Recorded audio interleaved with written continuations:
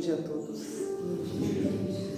Então, vamos recolhendo os nossos pensamentos, concentrando a nossa atenção aqui, neste momento, doando as nossas energias de amor, de caridade, de fraternidade para esta casa, para os irmãos necessitados, pensando nas pessoas que a gente mais ama, nas pessoas que mais necessitam e enviando os nossos pensamentos de amor, de paz, de harmonia a todos que estão necessitando nesse momento.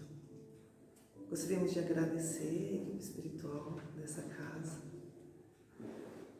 Gostaria de agradecer também a equipe material, todos os trabalhadores que estão aqui trabalhando para que este evento ocorra. Gostaria de desejar que todos sejam muito bem-vindos e que encontrem na palavra do dia de hoje um alento, um conforto para as nossas dores e que a gente possa sempre lembrar que somos amados pelo nosso Pai maior. Graças a Deus, graças a Jesus.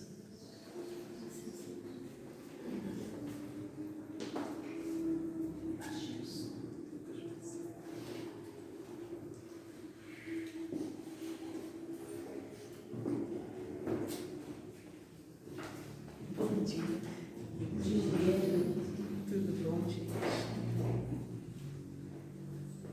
Então, dando continuidade ao estudo do Hamed, que hoje não era eu não, hein, gente? Mas ele não veio, um palestrante. É perdas. Então, ele tem 3 partes, né, nesse capítulo sobre perdas, que é o livro As Dores da Alma. A primeira parte, ele vai falar de amigos, da perda dos amigos e de como a gente conserva os amigos, né? Então ele diz aqui assim: a natureza deu ao homem a necessidade de amar e de ser amado.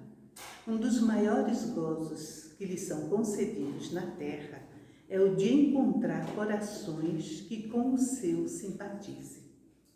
Então a criatura não deve endurecer o coração e fechá-lo à sensibilidade, se ela receber a ingratidão de seus amigos. Isso seria um erro, porquanto o homem de coração se sente sempre feliz pelo bem que faz e sabe que, se esse bem for esquecido nesta vida, será lembrado em outra. Então, de certo modo, temos por crença que amigos leais são somente aqueles que compartilham o mesmo gosto, a mesma tendência, os entusiasmos e os ideais. Que eles devem estar sempre à nossa disposição, concordar com tudo o que pensamos e de que precisamos e que sejam jamais ter sentimentos contraditórios. Então, o que ele vai falar aqui, né? Que a gente pode deduzir. Se a gente quiser um amigo desse jeito, a gente não vai ter um amigo. Entende? Aquele amigo que diz amém para tudo. Aquele amigo que não quer. Então, aqui ele vai falar de amigos por interesses, amigos que são passageiros, amigos que entram na nossa vida e saem. Entende? E que a gente poderia formar uma amizade sólida. Então, resumindo essa primeira parte, o que ele vai dizer? Para conservar um amigo, a gente precisa ser sempre honesto, sincero, transparente, porque o amigo verdadeiro nos aceita como somos. E para a gente ser amigo do outro, a gente também tem que aceitar o outro como o outro é, e não querer moldá-lo aos nossos interesses pessoais. Então, essa primeira parte ele fala muito. Muitos tiveram uma educação fantasiosa do tipo e viveram felizes para sempre. E quando se deparam com a realidade humana, ficam profundamente chocados por constatar que possui ambivalência de sentimentos, identificando-os também analogamente nas figuras mais importantes de sua vida. Então, a gente foi criado assim, né? Nessa fantasia de que tudo dá certo. E às vezes, quando você depara com um amigo que teve uma atitude infeliz, ou falou alguma coisa, ou sentiu, a gente joga ele para escanteio, se decepciona. Aliás, a decepção, a desilusão já está na palavra, né? A gente se ilude. E o que seria a gente se iludir em relação a outra pessoa? Fantasiar, colocá-lo nos nossos ideais. Nossa, eu gosto tanto de fulano, fulano é assim, é assado e tal. E de repente não é. É a gente que está vendo, a gente que está criando por uma necessidade nossa de querer ter alguém do nosso lado daquele jeitinho que a gente quer que seja, até para nos valorizarmos. Muitas vezes assim, por ideal, entende? Olha o amigo que eu tenho, essa pessoa é muito importante, né? E nisso a gente não está cultivando o verdadeiro sentimento, que seria aquele do comecinho, né, da leitura, quando ele fala, né, que Deus fez a gente para amar e que a gente não deve endurecer o coração e fechá-lo à sensibilidade quando a gente encontrar a realidade. Entende? Muitas vezes a gente ouve muito conversa das pessoas, né? Fiquei tão decepcionado, tão amargurado com a atitude do outro.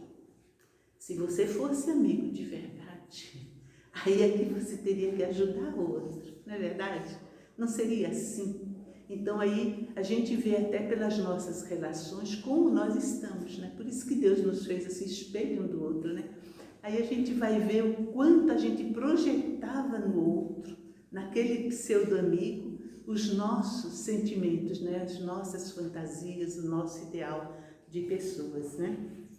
Então, aqui ele vai dizer, o homem de coração, que se sente sempre feliz com o bem que faz, sabe que todas as experiências que a gente vivencia com os outros são peças importantes no processo do crescimento espiritual.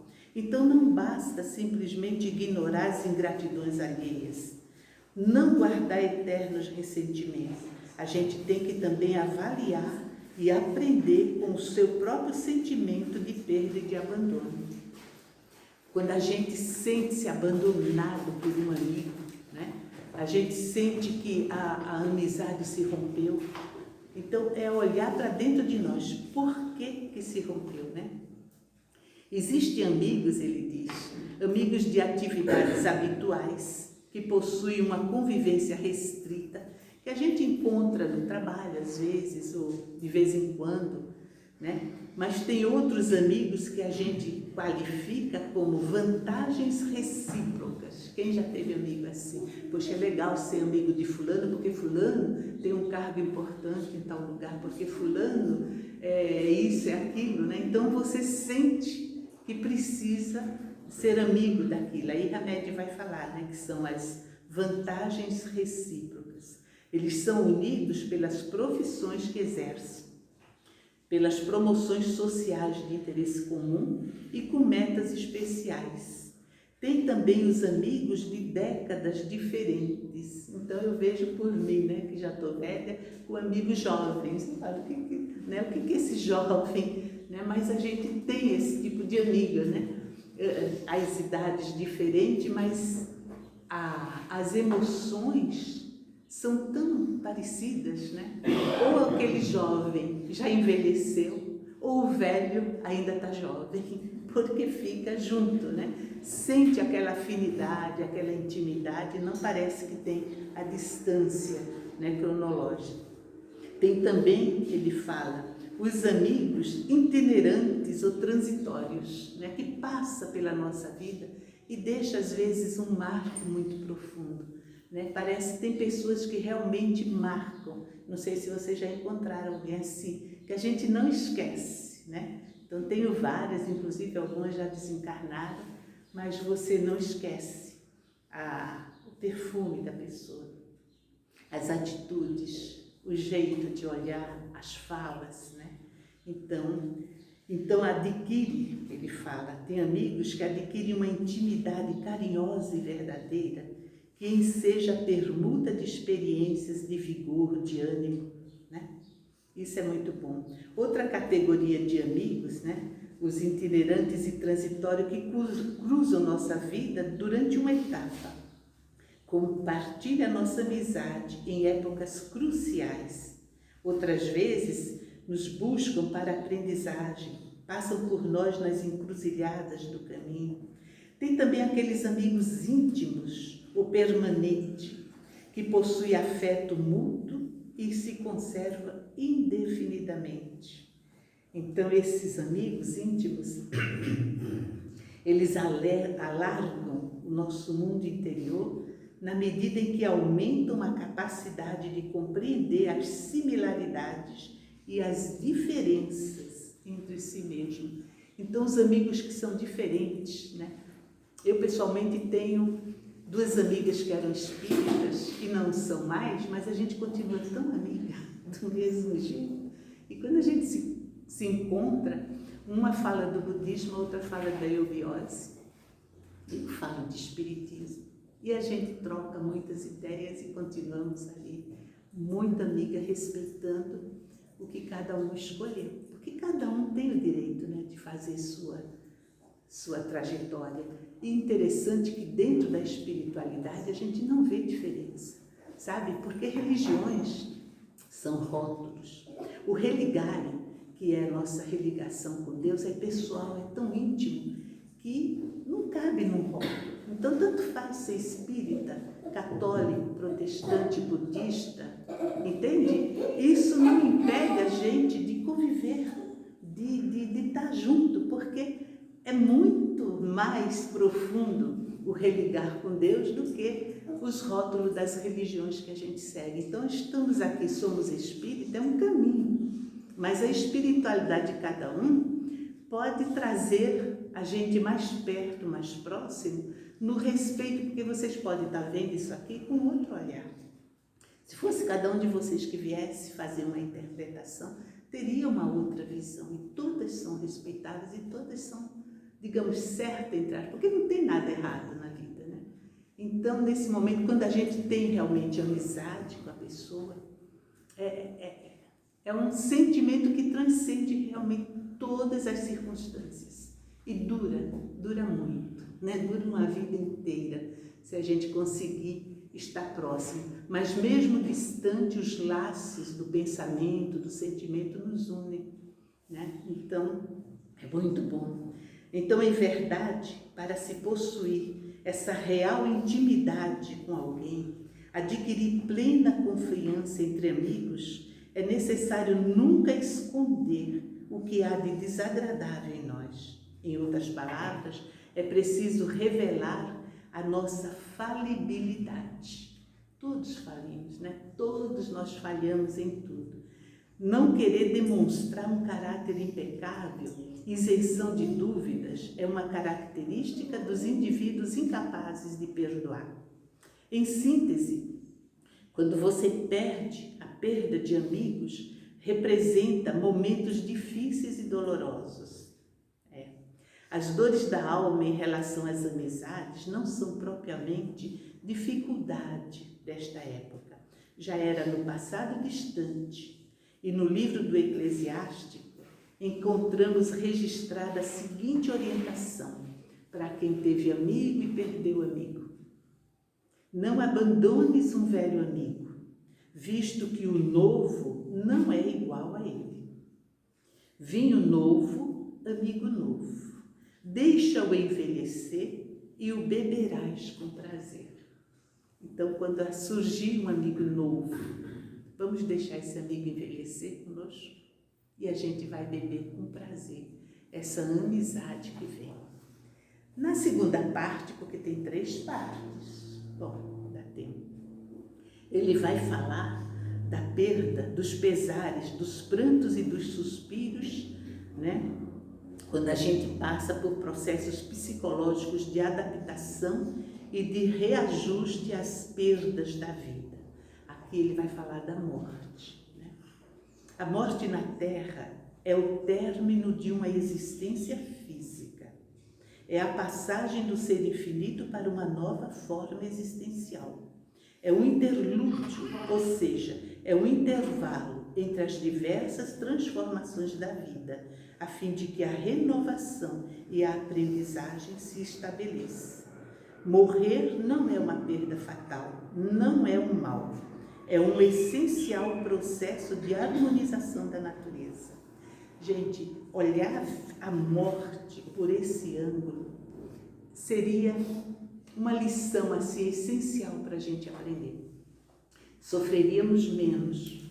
O que vai partir também sofreria muito menos. Estávamos trabalhando isso agora no nosso estudo, fazendo uma vibração para um amigo que está próximo do desencarne, né? Ele está mal no hospital. Então, envolver a família nessa compreensão. Kardec vai dizer que o corpo físico é quase que uma prisão para o espírito, porque o espírito em si, ele é livre. E nós, a nossa vida, a maior parte da nossa vida, a gente vive no mundo espiritual e não no mundo material. Então a gente mergulha. Conversava essa semana, sexta-feira, com o amigo Paulo, lá de Indaiatuba, né? O processo do mundo material. Então entenda, no universo só tem duas coisas, matéria e espírito. Sendo que matéria é princípio inteligente que vai virar espírito, né? É o princípio inteligente que através da pedra, do vegetal, do animal e depois no reino hominal, que somos nós, né? Ele vai adquirir a consciência e continua sua escalada evolutiva até virar um arcanjo. Diz Emmanuel, né? O arcanjo também já foi um átomo, né? O átomo também vai virar um arcanjo. Então é toda uma trajetória. Então se a gente conseguisse entender que a matéria, ela é uma espécie de laboratório para o espírito, né? Deus talvez tenha criado o mundo material para a gente poder desenvolver a inteligência e tudo mais que a gente consegue, né? Então, a verdadeira pátria, isso está em toda a codificação, é a pátria espiritual. Mas a gente confunde tanto a vida com a vida material, que chega esses momentos em que a pessoa está adoecida, né? Que bate aquele desespero na família inteira. Não quero perder, eu não quero, mas ninguém perde ninguém. Não existe perdas, né? Eu não quero que vá. Então ontem conversava com essa amiga, que já desde a semana inteira a gente tem conversado. Não olhe por esse ângulo. Se é uma prisão, o corpo está debilitadíssimo, porque é o caso dele, né? Está muito debilitado. O que você quer? Prender esse espírito? Imagine se o espírito, se você tivesse numa prisão, brinquei hoje falando aí na aula, né? De primeiro mundo, que tivesse tudo, né? Ar-condicionado, televisão, internet, comida assim 5 vezes por dia, de um restaurante muito chique, enfim. Mas é uma prisão. Você não ia querer, não veria a hora de que chegasse a sua liberdade condicional, ou o fim da pena acabou, está livre. Por melhor que seja, é uma prisão. Então a gente, o espírito, ele está meio contido, nós estamos limitados pelo peso do nosso corpo. Poucos são as pessoas que o espírito se sente livre quando dorme, sai, trabalha, estuda, tem consciência da vida espiritual. É muito pouco. A maioria de nós, às vezes, o espírito, o perispírito, dorme junto na cama, né, de conchinha, com o corpo físico, porque não sabe para onde ir, não sabe o que fazer, não sabe nada. Então fica ali, do lado, né? Ou então, uma vez uma amiga falou, eu evitei um assalto na casa da minha vizinha. Como? Eu estava dormindo, mas não estava, eu estava tomando conta da casa lá na calçada. E aí eu vi que um ladrão ia entrar. Então eu voltei para o corpo e acordei meu marido e chamei. Eu falei, quer dizer que você, quando dorme, fica de guarda noturno da sua casa. Eita, que desperdício.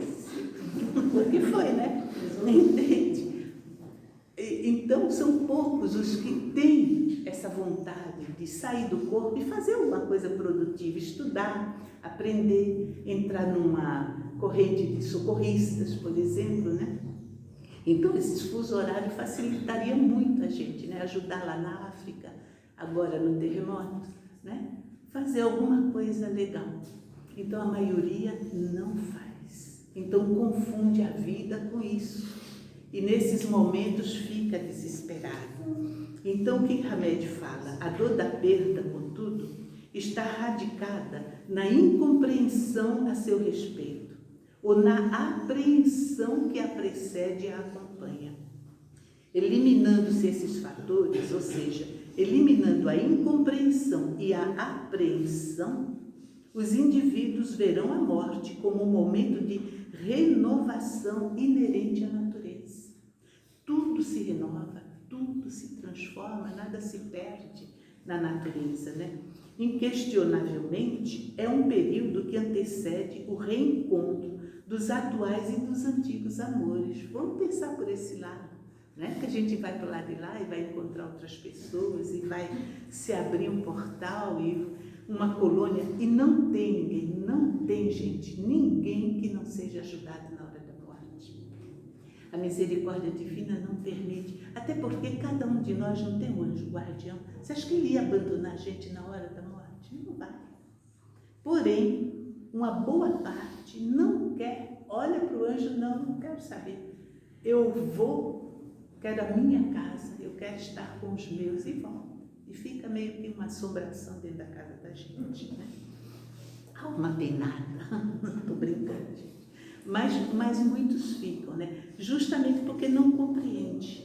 Então, aí eles dizem assim, está aqui no capítulo, não é verdade, não pode estar acontecendo. Deve ser um pesadelo que vai acabar. Entende? Quando sente que não está mais no corpo e querem continuar no corpo, né? Então, são expressões usadas como negação, reações costumeiras diante de perdas desesperadoras. Tem pessoas que falam para mim, eu não aceito a morte, minha mãe nunca vai morrer, meu pai não vai morrer, meus filhos não vão morrer. Gente, é uma infantilidade, porque não tem como, né? Tudo tem que ir, né? Então, alguns choram em voz alta, outros ficam sentados em silêncio, né? O Senhor deu, o Senhor tirou. Bendito seja o nome do Senhor. Com toda certeza, essa mensagem do Antigo Testamento vai nos incitar a uma aceitação incondicional dos desígnios da assistência divina. Às vezes uma pessoa desencarna justamente pela misericórdia de Deus, porque de repente estava se envolvendo, às vezes nem fisicamente, mas mentalmente, emocionalmente, numa faixa ruim, que poderia comprometê-la. Imagine assim, só hipoteticamente, né? O cara bem casado e tal, de repente ele começa a olhar para a vizinha, mulher do amigo dele, e ele começa a ter pensamentos, né? Imagina desmanchar duas famílias por um capricho, por um desejo que passa, né? Quanto tempo dura um desejo físico, né? Então, antes que isso aconteça, às vezes vem um acidente, vem uma doença, isso se chama dor auxílio. Vocês vão encontrar, Emmanuel, ele fala dos 3 tipos de dor, né? A dor evolução, a dor expiação e a dor auxílio. Então vem, e às vezes, dependendo do comprometimento que a pessoa está envolvida, vem a morte para tirá-la, por misericórdia, para que ela não se embanane mais, para que ela não se comprometa mais, para que ela não caia no precipício. A morte vem e tira de campo. É uma misericórdia, mas a gente não encara assim, né? A gente às vezes vê a morte de uma pessoa jovem, né? Poxa, a vida tem toda a vida pela frente, mas que vida ele estava preparando para ele? Se ele tivesse já começando a usar drogas, se resolvesse fazer o tráfico das drogas. Que vida, gente! E se ele era uma alma boa, que foi só equivocada e que vai ser difícil a recuperação? E se ele morre numa overdose? Poxa, morreu tão jovem, entende? Mas de repente, não estou falando que todos os casos sejam, é só uma suposição, mas plenamente racional. Se vai cair no abismo, peraí, tira. você não se compromete tanto assim. Porque é muito difícil a recuperação de um drogado no plano espiritual. Já tivemos comunicação. Um filho de uma amiga minha que morreu assim, 42 anos. E ele veio e conversamos com ele. Ele estava numa colônia de recuperação igualzinhas da Terra. Entende? E sentia muita vontade da droga ainda, sofria as consequências da abstinência, ele e espírito. Então não é tão fácil, a morte não muda, gente. Entende? Então ele fala, né? O Criador da vida fez com que a natureza se mantivesse no eterno reciclar de experiências e energias, numa constante mudança de formas e ritmos, em nossa viagem maravilhosa de conhecimentos através da imortalidade. Então tira de cena, vai para um outro patamar, né? Vai para uma outra dimensão. E acabou o tempo, mas ainda tinha mais uma aqui, entende? Falando da velhice. Essa velhice eu nem vou ler aqui, mas a velhice, os idosos, que muitas vezes lamentam a perda da juventude, a perda de memória, a perda do vigor físico, mas a velhice, se bem encarada, ontem mesmo eu assisti um filme em casa, né? Aquele uma confeitaria, uma doceria para, nossa, eu esqueci o nome da moça, é do Netflix, e uma atriz inglesa, mas ela está tão enrugada, gente, assim, sabe? Eu pensei, essa não se importou, né? Tão dentro da idade dela, fazendo o papel, e um dos papéis principais. Essa cara, ela já fez muitos filmes. Os olhos dela brilham. Ela tem um ar tão jovial, que tem duas outras moças que trabalham, né? Ela é a velha e tem uma que é neta dela, que é bem mocinha, e tem uma outra jovem. Bonita. As duas, olha, ficam longe da vitalidade dessa senhora. Então, envelhecer o corpo não quer dizer envelhecer a alma. Se a pessoa viver com ânimo, com gratidão à vida, com alegria de viver, se a pessoa der um objetivo para a vida, porque viver, hoje falávamos disso, né, Elisandra? Quer viver mais para quê? Para ficar mais tempo no sofá? A vida não vai ajudar isso. Mas você tem um propósito de viver não só para si, mas partilhar o que você tem, o que você sabe, o que você gosta com outras pessoas, entende?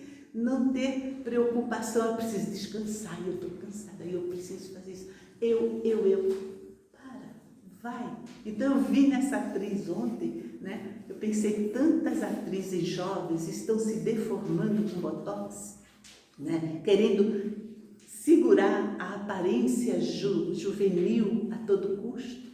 Esta senhora está totalmente integrada na sua aparência de velha, feliz, ainda namorou, viu? Ela arranja um cara no filme, um senhor, e ela tem a cara mais velha do que ele, né? Mas ele está doidinho por ela, entende? Leva coisa. Veja o filme, é uma doceria, alguma coisa assim para Samantha, acho que é o nome da música.